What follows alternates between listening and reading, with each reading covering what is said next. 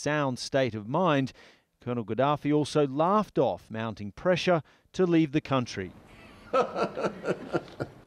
Who would leave his homeland? Why do I leave my homeland? Why do I leave Libya? That means the bloodshed and fierce firefights aren't likely to stop anytime soon. This amateur video was uploaded on social media on Monday and is said to show fresh battles at Misrata Airport, a sprawling airbase that each side now partly controls. AlJazeera cannot independently verify it or another uploaded video said to show the aftermath of battles at the same airport on Sunday.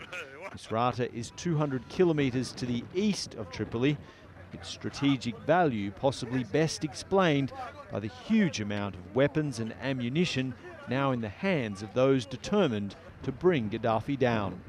Dan Nolan, Al Jazeera. Our correspondent, Hada Abdelhamid, has the latest from the city of Benghazi in eastern Libya, which is now in the hands of the opposition. People here in the east are really doing their best to try to organize themselves at different levels, whether it's the administration level or trying to bring some sort of normalcy back to the cities here, trying to keep the security very, very tight. At the moment, everything is at a standstill. Schools and universities are still shut down. And people do feel that at the moment they might be at a sort of a deadlock. They don't know how things will unfold, whether the uprising will keep its momentum or whether the violent confrontations that are happening in the west of the country will make many people shy away. So certainly they're here in the east looking at the west to try to figure out what is the next step.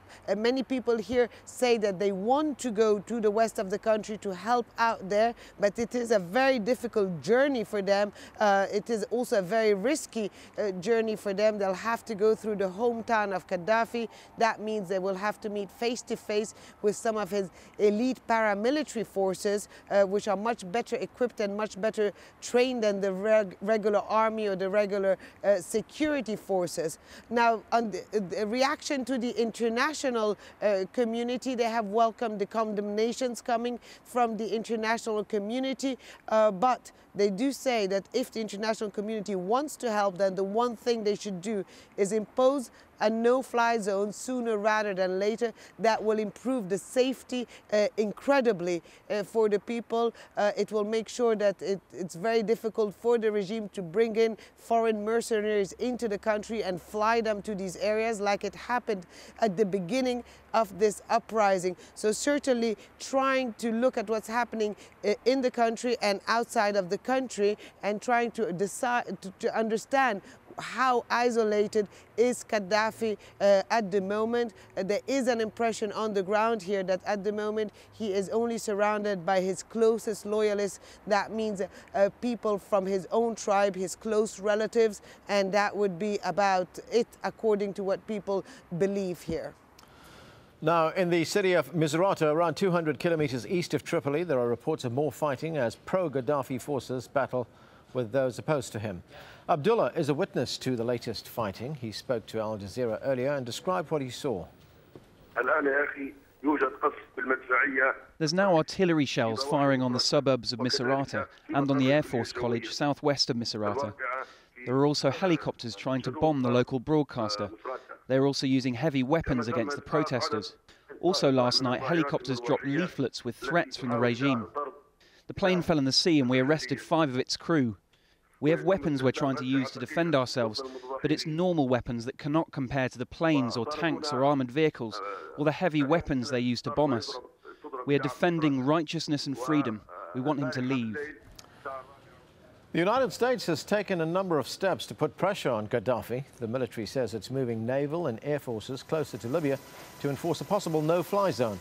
And the U.S. Treasury Department says it has frozen $30 billion in Libyan assets. The White House calls it the largest single financial freeze in U.S. history. U.S. Secretary of State Hillary Clinton told the UN Human Rights Council that Gaddafi must go. And now China and Russia have added their voices, calling for the Libyan leader to be prosecuted for war crimes. Nick Spicer has this report from Geneva. Behind the concern and outrage, there was also a certain level of surprised satisfaction here on Monday. Without a single voice of dissent, the Human Rights Council had asked for Libya to be suspended and ordered an international investigation into the crackdown. The international community is speaking with one voice, and our message is unmistakable. These violations of universal rights are unacceptable and will not be tolerated. Even the countries who usually put state sovereignty over human rights lined up in agreement over the weekend, approving sanctions against Colonel Gaddafi and his entourage, as well as possible prosecution for war crimes. And so, to Colonel Gaddafi, we say this: the Libyan people are saying go, the people of the Arab world are saying go, the peoples of the entire world are saying go, and for the sake of humanity, go now. But if there is rare diplomatic unity over Libya, there is also recognition that much more needs to be done, that this is also a humanitarian crisis. The head of the International Red Cross told AlJazeera that some of the elementary rules of armed conflict are not being followed.